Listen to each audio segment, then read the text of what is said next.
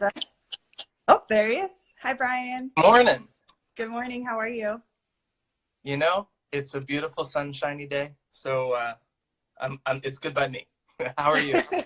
I'm all right. I know when the sun is out in Seattle, it's like you can't help but feel a little bit better. Yeah, So. exactly. So we'll just wait a couple minutes, and hopefully people will join in. And it looks like we have lots of people tuning in. Yeah. So ready to get this party started. I have my coffee here for a little coffee chat. I am a little over caffeinated at this point. Wow, it's only 10 a.m. I wake up so dang early that like by this time, like I'm just thinking about lunch. To be honest, that's real. Maybe brunch. How about that? Yeah. Cool. All right, well, let's get started. Awesome. Great. Okay. So, hi, everybody. My name is Lauren Gallow, and I'm the executive editor of Gray Magazine. And with the current situation and everyone isolated at home, we thought that we would host some Instagram live conversations with the international design community as part of our virtual design expo. And we're hoping that these talks can build connection among our community and also just provide a momentary escape during this really difficult time. So with that being said, I'm really excited for the second talk in our series today, which is with Seattle-based interior designer Brian Paquette. For those who are not familiar with Brian, he's an artist and an interior designer, and he founded his eponymous firm, Brian Paquette Interiors, in 2009. His work has been featured in Architectural Digest, Dwell Magazine, of course, Gray Magazine, as well as many other titles. And he has projects across the Pacific Northwest, along the West Coast in LA, New York, British Columbia, and beyond. He also has his own collection of textiles, wall coverings, and other decor in his line, Brian Paquette at Home. And Brian, when I was doing some research on you, I saw this quote, which I thought really encapsulates you and your work. And it says, "For Brian, interior design is not something sterile or static. It's a living extension of art meant to be touched, used, and admired." So today we're going to talk with Brian about his design practice and his connections with the arts and how he's staying creative and connected in quarantine. And if you'd like to join in the conversation as you're watching, feel free to ask questions or put in comments in the comment box below, and we will answer your questions. So thank you so much for joining us today, Brian. How are you doing? Oh no, of course. I'm doing great. Thank you so much. You know, just I work from home anyway, so the real only big difference or shift is that my husband's now here at home with us. So, other than that, I feel extremely grateful. So, yeah. Yeah. How are you? So you typically work from home, so it's not a huge shift for you. But I imagine, everyone's kind of facing this quarantine and this self-isolation in different ways. So how are you staying creative and connected to your practice during this time?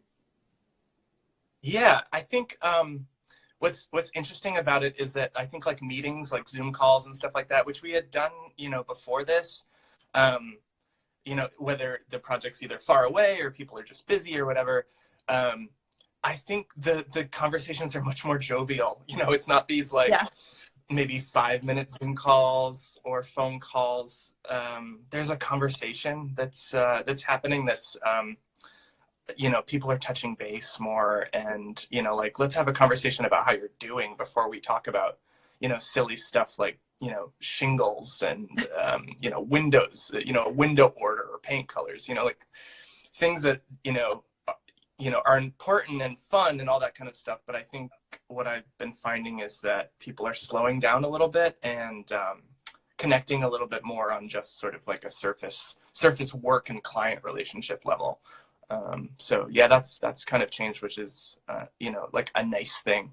And for me, since I've worked from home, anytime I just kind of get stuck, I just go for a long walk, and the dogs well, George, who walks with me, he's probably way overtired. Just too many walks, way too many walks.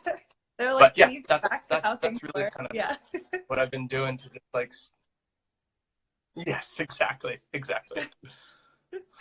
Yeah. Well, do you find that you're, now that you, I mean, you already were working from home, but now that you are really at home, are you finding, I'm curious about how interior designers are dealing with this working from home situation. Are you like looking no, I mean, in a new way? And you know, and I've talked to a bunch of friends, you know, in the industry, whether they're here in Seattle or LA or New York or whatever.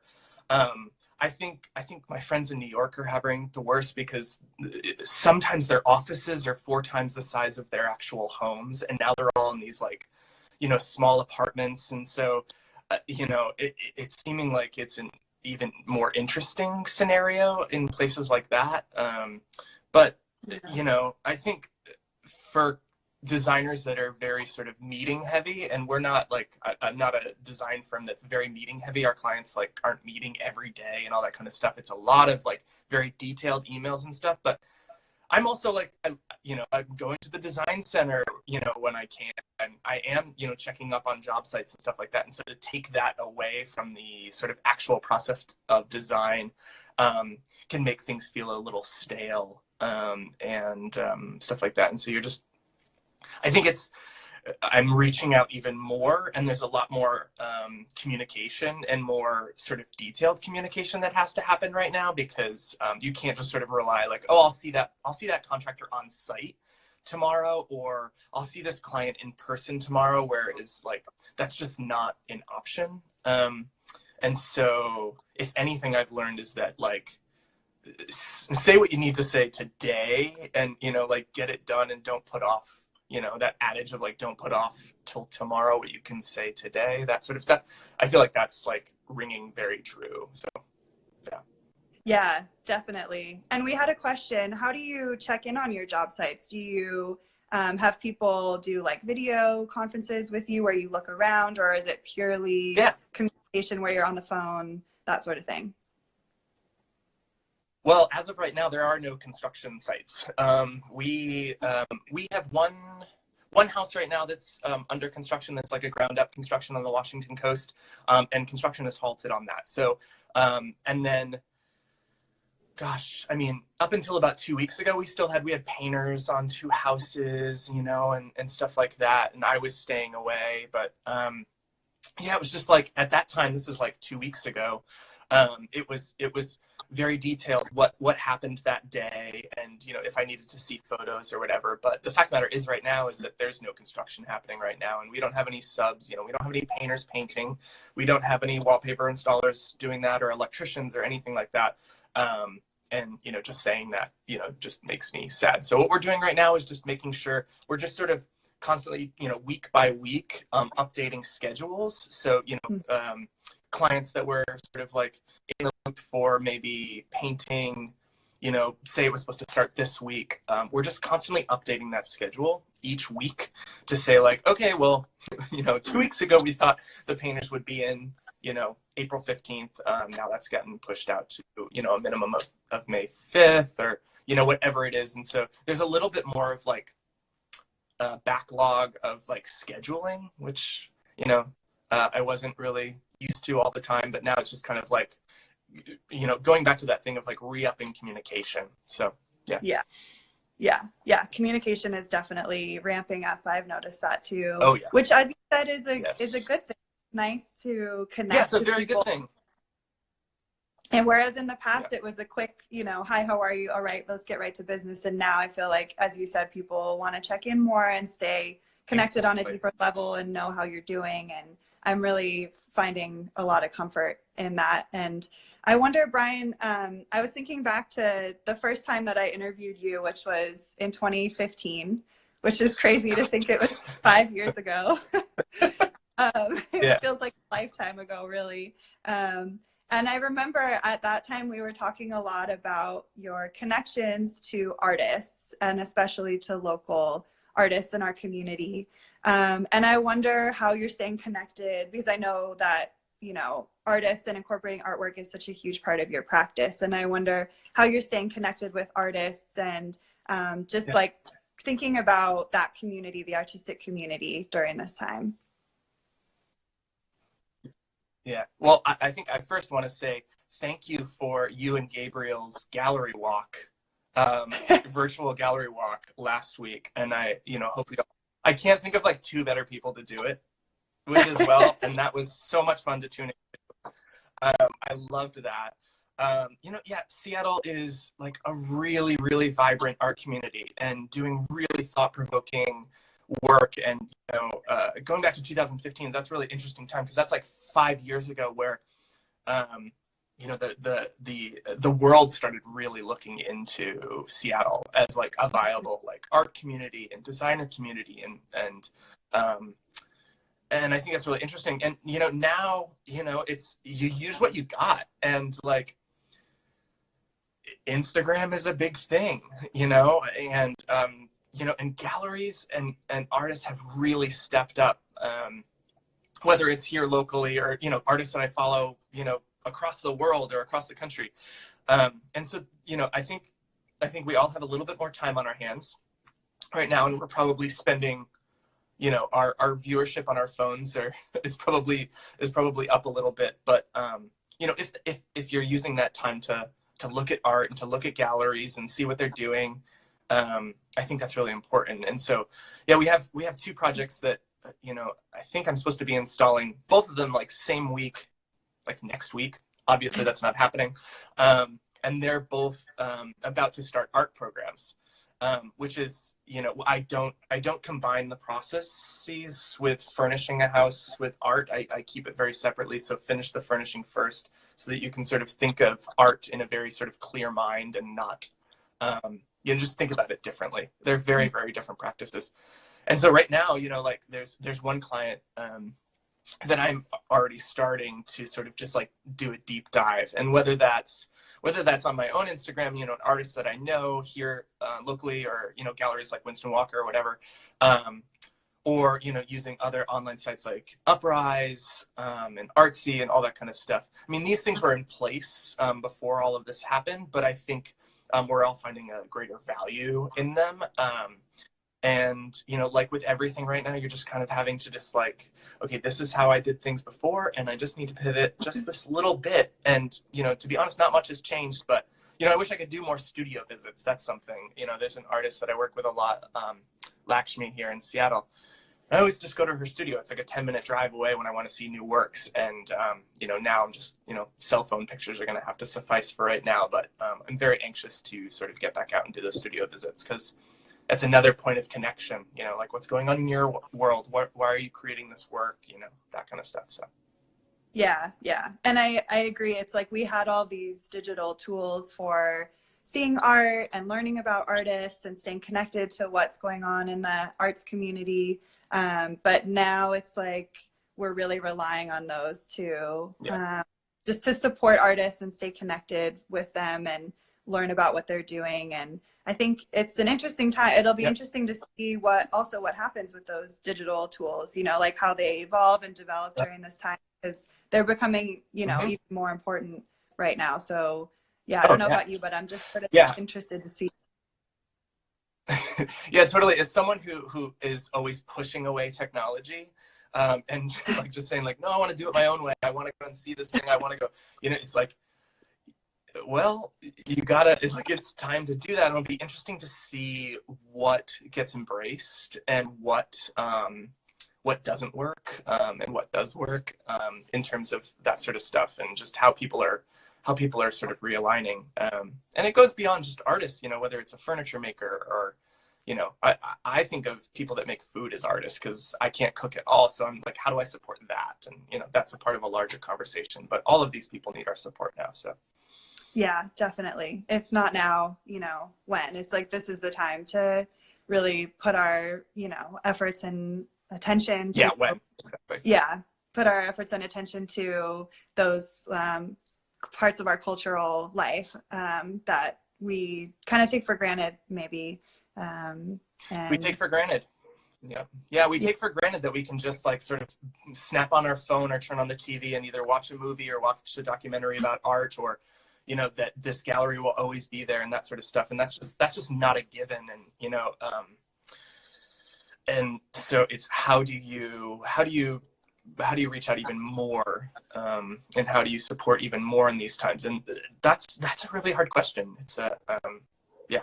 So anything that we can do, you know, like I said, like starting these art programs with these clients just feels like, oh, this is a really good time to be doing this.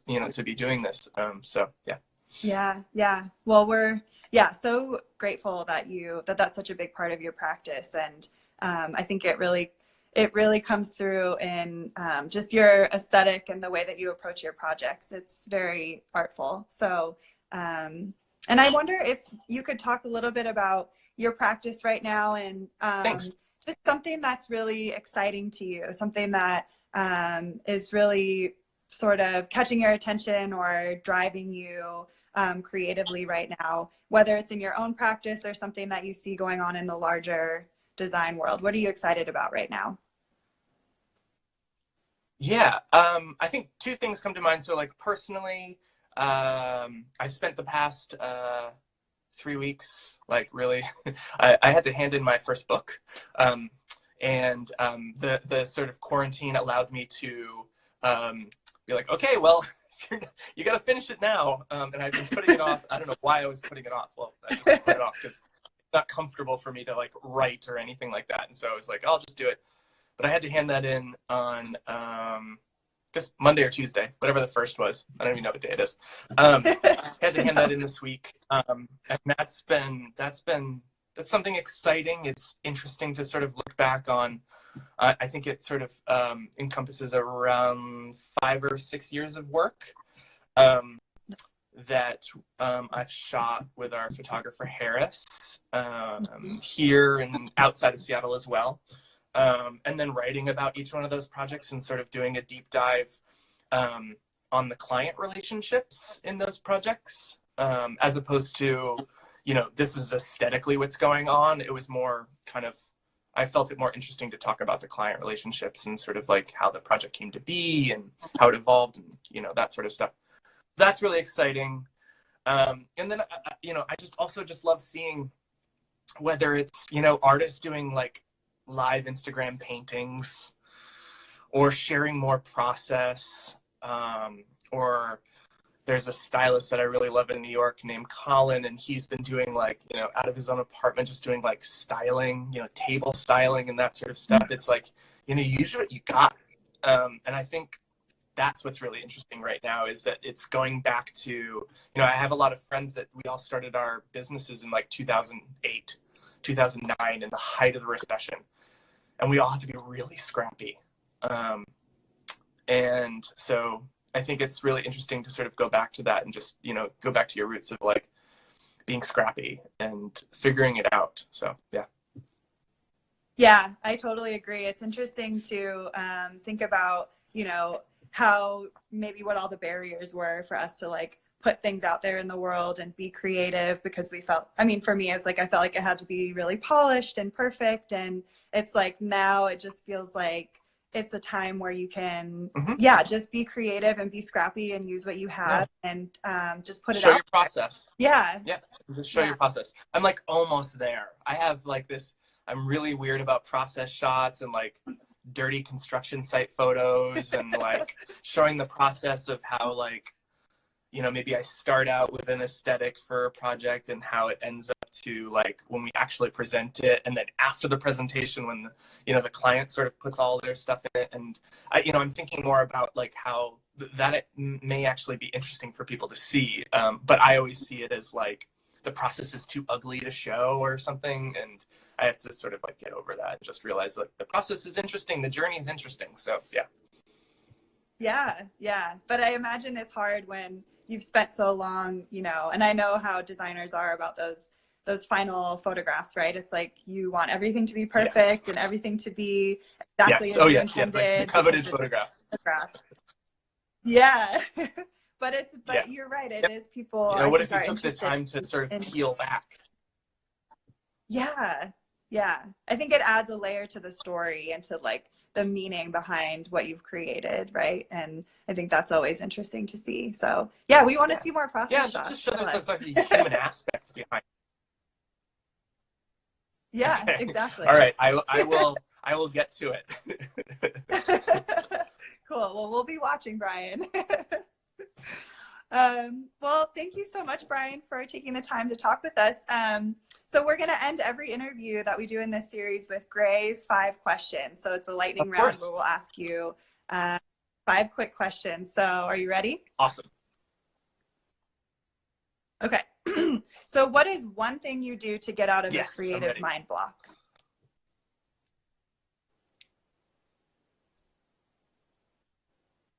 Long walk. That's been forever.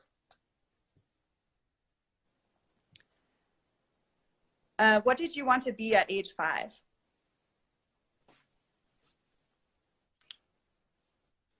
Oh, a pop singer. Still do. Who doesn't? What is who is someone who has shaped your life professionally? Yeah, right. Like it was either you know, I just wanted to be like Richard Marx or something. Oh, sorry. Go ahead. Go back to that. There was a little bit of a delay. What did you ask? Who is one person who has shaped your life professionally?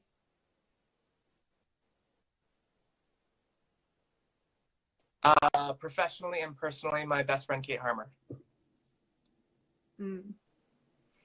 What are 3 objects that are on your desk at all times? All times. A phone is always there. Headphones are always there because I'm always listening to music when I'm working.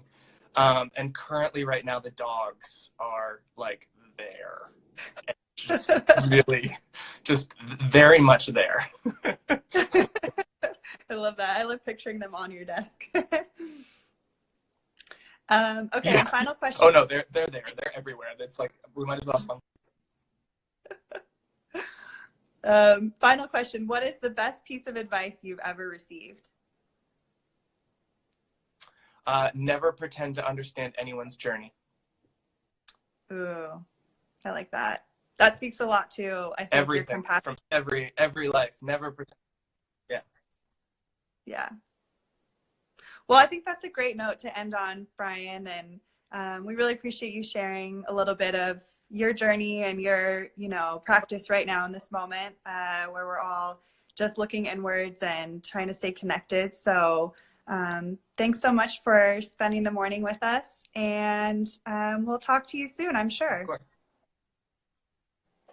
All right. Thank you so much. Thanks everybody for watching. Be well. Talk to you soon. Okay.